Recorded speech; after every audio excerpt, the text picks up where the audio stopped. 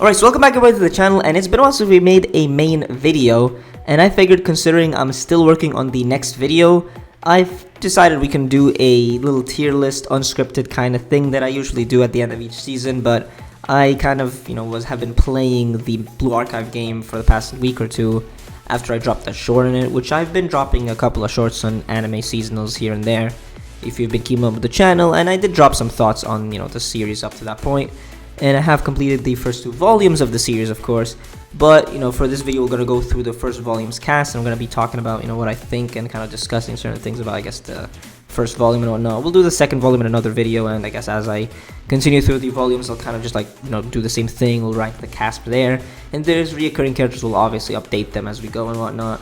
So yeah, without further ado, I don't really know there's much to go into it. Of course, as I said earlier in the video, or literally a few minutes ago, this is going to be unscripted, so you probably should be expecting a bunch of rambling, stuttering, whatnot. I like to do these unscripted because it's more like fun, interesting that way. I'll keep the scripts and whatnot for the big videos, so yeah, alright. So let's just get started. Starting off with, I guess, honestly, maybe the most known character in the series. I mean, she's literally the image of the logo, but Shiroko, or however you pronounce it, she's okay so far. I don't really have much an opinion on her, but I do feel like she will probably be way more important later, especially because I just watched the episode, literally a few minutes ago. I just finished the new episode of the season for a series, and there is a sort of an anime original scene at the end of it, and probably alluding to something in the game that I have not actually there yet, and especially considering the first scene of the anime itself as well. There's probably a lot more to her, and probably gonna see it later on, but for now I don't really have much of a take on her. I do like certain scenes of her, such as some scenes with her and Gehenna, literally the new episode as well, and in the game as well, and her trying to kind of help Hoshino, trying to figure out what it is that is keeping Hoshino so stressed, as we see, even though she tries to hide it from everybody else with her situation with Black Suit and kind of just being the last remaining student counselor, the last oldest member of the group. But yeah, other than that, I'm not really too interested in her right now. The next character in from Abydos will be Serika. She's also going to be in High C. Unfortunately, I don't really care much about her. She is just meh or mediocre to me. She does have a, I guess, okay little small development, with Sensei, because of how she's kind of, reluctant to trust him at the start because he's an outsider, and she didn't really want people to be involved with their debt problems, and over time I guess she kind of opens up, but it's just kind of like a, I guess, small thing. It's not really something I care much about her. She's not really interesting to me. You probably should be expecting a lot of these characters to be in that regard, because I don't really care much about this characters aside from the ones I mentioned in the short, which we'll actually get into in a bit, mainly because I don't know, a lot of them aren't really that kind of fun or entertaining to me, but that's fine. So the next one will actually be Ayane. I also don't think she's good either. Not really anything negative specifically, but it's more so just, she's kind of just there. She's more so the support, or the the character that is, how do you explain it? She doesn't really fight, but she's the kind of the backstage support.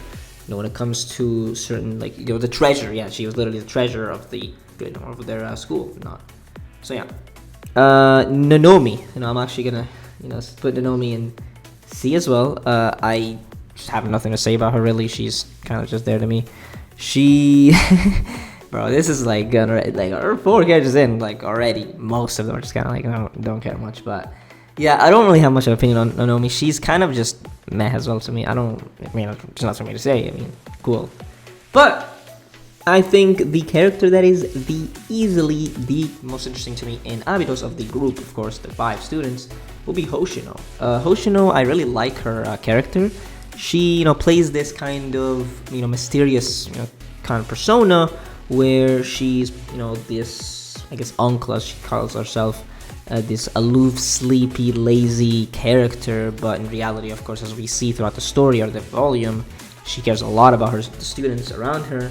And you can tell that she has a duty, or she feels like she has that duty to protect them, because of how she's the last remaining of the student council, because the rest are just kind of gone, especially because there is an offer that, Black Stars are given her that makes her have the chance to get rid of all of debt if she offers herself to be like a guinea pig and whatnot. And there's a lot of different aspects that I think make her interesting, such as the idea that she's a realist and she kind of understands how certain things might be impossible. For example, when Hifumi is kind of suggesting that they should contact other schools with their situation, Hoshino already knows it's not a good idea, because they probably already know, because if they would have helped them out already from the start, but they didn't. So that means it's probably not a good idea, or they will try to take them down, considering the fact that there's a sort of like, I guess, power little dynamic around where a certain school is better than the other, as you see later on with the infiltration and certain things like that.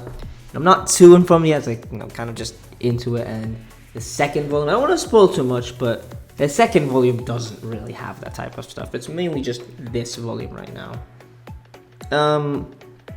But yeah, Hoshino is definitely easily like the best of the 5, like no contest at all, which isn't surprising. She's basically kind of the main one to get development in this chapter or volume.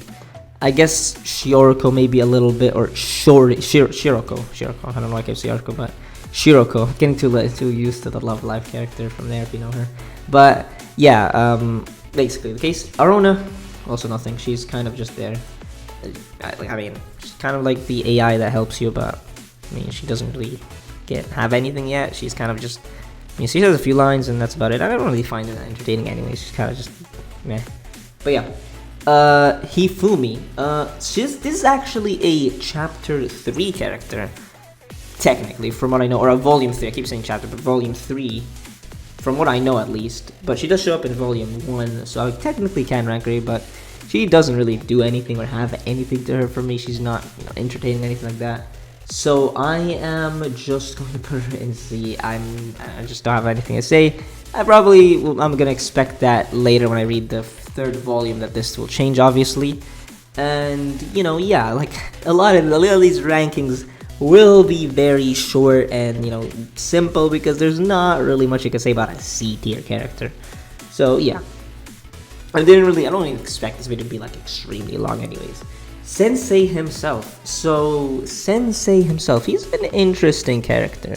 There are some cool moments I think are really nice in this volume for him, and some things I kind of complain about. I didn't really mention it with the Hoshino thing, but I do like her development. But I also am not a fan of one scene where she's napping on Nanomi's lap, and Nanomi talks to Sensei and says that she's changing because of Sensei's involvement in their situation right now. But that just feels a bit kind of weak to me, because Sensei at that point isn't really doing anything, and it's both in the anime and the game, and both aren't really doing it that great either. But I do think that actually changes when later on you get to see more scenes. Even I think in this episode we get a few scenes of them talking together, which I think is much needed, and actually like emphasizes a bit more on maybe his influence a little bit, rather than kind of just saying it when he hasn't really done much. So I think at least later on it really does like highlight on a lot better. For example, when Hoshino does open up to Sensei and kind of just explains what's going on and how she is having this situation of resigning because the agreement or the offer that Black Stars has given her. But yeah, with that I'm gonna actually put him in C+ for now. He does have decent stuff, and he probably is very good, like room for growth. And I do think that there's a specific aspect to him that makes me like him a lot. Like, I say a lot, but it's just high C, but like it makes me actually put him higher. So I think I'm actually gonna put him, honestly, probably like a bit in here, maybe even B-, we'll see. So on the Gehenna students, again, these guys don't really like do much because it's not their arc or not their volume. So this is gonna be pretty quick. For example, Iori, I mean, don't care much. She just kind of is. She's kind of there. She, doesn't really get all that much shine. Same with this one.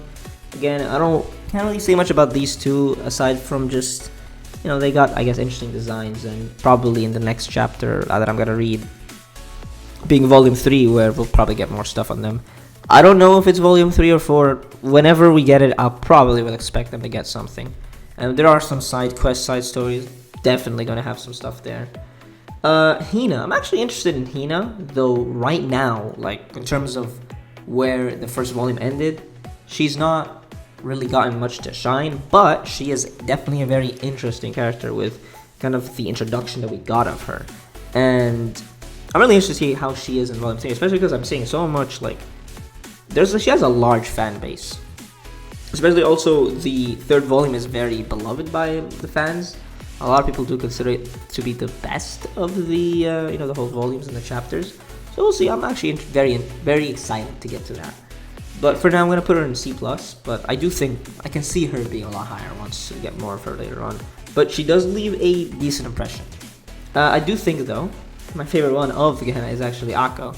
She has just a very fun and interesting personality, and just kind of like the way she goes about things, especially with how she kind of just went about things just on her own, even though she kind of, well, okay, let's just word it better, where essentially she may be going on things her own way, but it is for the benefit, or at least what she thinks is the benefit of her school, and that's why she tries to also get Sensei, because of certain kind of like, information that he has and she doesn't, and, it's all about trying to get Gehenna to be the best. But then, it backfires because Gehenna finds out and basically punishes her for that and whatnot. But she's definitely, I think, to me, the most entertaining of the four at this point, at least. And yeah, that's gonna be Gehenna. Not really much for me to talk about Gehenna at the moment, aside from, I guess, Akko. There's a little bit more. But now if we go to the problem solvers, who I actually think, as I say it in the short, they are the reason I'm here right now. Because if not for them, I would be probably dropping the series from, because I got into it from the anime. Because I was always interested in the series itself. But, then I actually ended up seeing how fun they are. I decided I'll try to run a game and see, like, what it's all about. And, we're right here and we're talking about it as we speak. So, we got them to thank for making this video. And, yeah, they are a very much needed dynamic in the series. I really love their, like, kind of small little journeys that they have in the hijinks. So let's actually rank them. So going with the most popular of them all, probably, or maybe Mutsuki. I don't know which one's popular. I don't know much about, like, the fucking community and shit, but Aru I really like. She's a very fun character. There's kind of like this, I guess, contrast in her. Of course, you can see where she is very airheaded and idiotic, and it's awesome because you have this kind of character that wants to be evil and antagonistic, but she's so terrible at it. It's kind of like Satania from Gable Dropout. But at the same time, she can't do any of this because she, deep down, you could tell, is such a kind-hearted soul. She feels bad when she ends up blowing up the ramen shop, or Haruka does it, and she wants to apologize, but it's that ego that she wants to kind of like make themselves look like outlaws that kind of prevents her from doing it, so she ends up taking that credit. And you can also see that she is kind of putting it up an act. And it's mostly because she just wants to be free and doesn't want to be like held by society and whatnot, which is kind of an interesting thing to go about. And if we can kind of compliment her from Mutsuki, as we can just rank her as we speak about her, I really do like the kind of interactions and the relationship between the two, because you can see that Mutsuki just knows everything about Aru and how her shenanigans are. So Mutsuki would love to just be constantly trolling her, or kind of just enjoying watching her be an idiot. For example, when she sees Aru mistake or not be aware of the Abydos students robbing the bank and knowing their identities, starts idolizing them and seeing them as like the heroes, or, well, not heroes, but the robbers and the outlaws that she so wants to become. And then Aru just is like, what, let's let her find out herself. Like, this is interesting. She just wants to watch her just be the dumbest person alive, and it's just fucking amazing to watch. And she just likes to gaslight a lot. When the ramen shop blew up, she was literally just calling her a villain and a real monster and all that type of shit, just because it's funnier that way. Like, yeah, Mutsuki just like that. And Kayoko, I don't have as much to say, but she is also very cool. She's the least loud of the four, but I think that is what makes her fun as well, because you have all these three that kind of have their own like quirky personality, whereas she's kind of like the smart, level-headed one, as we can see that she can figure out Akko's goal, of course, considering that there's no way, as she says, they would bring all these troops just to fight some like 5 students and whatnot in like such a dead school. So she's very capable, and probably is one of the reasons why they can even hold their own up to this point. I mean, if not for her, I'm pretty sure Aru would just fucking get herself destroyed and killed at some point. Well, not killed, but basically captured at some point. But yeah, next up would be Haruka. Haruka is actually my favorite of the four, either her or Mutsuki. And I think it's mainly because the kind of like the contrast as well as Aru. But with Haruka, she's just like very shy, timid, and socially awkward, anxious character. But then she flips a switch the minute it's all about Aru, you know. She is a stan of Aru, and if Aru tells her to jump off a bridge, she's going to fucking jump off a bridge. If Aru tells her to blow something up, she will do it, and that's exactly what she does with the ramen shop. You know, and she can go crazy, you know, fucking attacking the Gehenna students from the back and just shooting the shit out of them. Talked about how it's unforgivable for what they're doing. She's a ton of fun, and like, it's just interesting seeing that unpredictable nature from her. Not in the sense of like an unpredictable villain, but it's just that pure unpredictableness is just interesting seeing her. And I think just all of them complete that group really well. I really enjoy that. And again, it's the reason why I kept up with the show, because they're just that entertaining to me, honestly. Much more entertaining than Abydos, honestly, but yeah. The ramen shop owner, no. I mean, he's kind of just there. I mean, there isn't really much for me to say. The director of Kaiser Corporation. Honestly, this is my, like, be a bit kind of interesting as a take, but I actually do really enjoy this guy. A lot more than most of the girls here. He is kind of a fun character to watch. He's kind of this shithead asshole who literally put all these girls into like debt and all this stuff, and he just is willing to double down on it. He just willing to do it. Like, you know, he sees them have all that debt. Well, okay, you can have some more. And he's just kind of like an entertaining villain to me. He's nothing like insanely like great as a character, but he's just a good kind of character to fun to watch to me. And that's, I think, where it ends to me. And as I always say, you don't always need to go into such intricate detail and discussion for a certain character or a show to make it good for you. Like, if it's just good and great to you and you can just explain a few words, that's totally good. That's fine and that's great. I think that's completely fine. Now, I did purposely leave him at the end because I think that Black Suit is easily my favorite character in this story. I'm actually going to make this A+ as well, not just 8. As you can see, there's a big gap between him and the rest. So the reason why I really like Black Suit, and I think he's such an interesting character from just that one scene we get of him, because I think that really adds a very interesting kind of tone to the story compared to the previous. Even though like he's just kind of I don't want to call him a minor antagonist, but he's not the main antagonist because it's mostly Kaiser and he's only really a side thing. He's kind of got his own little plot going on, and he's not even he's not even related to the Kaiser Corporation. He just kind of works with them temporarily to get his goals, which is being an observer, and he wants to just kind of like watch and see and look into the Abydos students, and starting with Hoshino, of course, which is why he does that offer to her, and he ends up tricking her into the being a guinea pig or an experiment for him.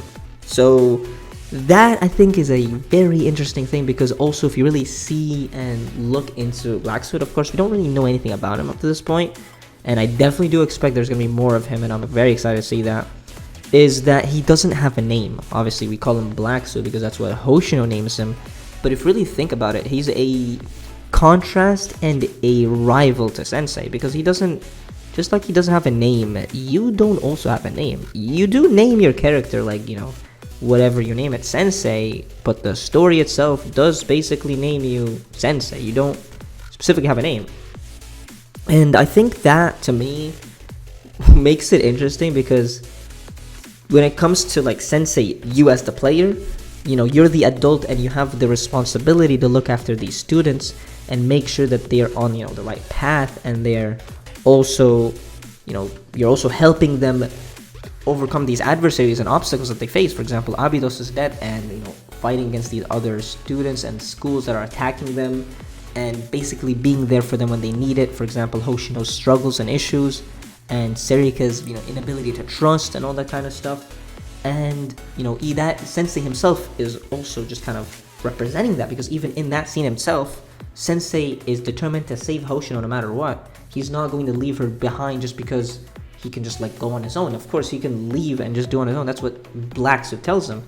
You can just go, just live on your own, have a mundane life, pay rent, eat, go on train, work. Like, this doesn't have anything to do with you. and you can just let us be. Because to Black Suit, when his morality is that people with power do exploit the ones without, and that's a given.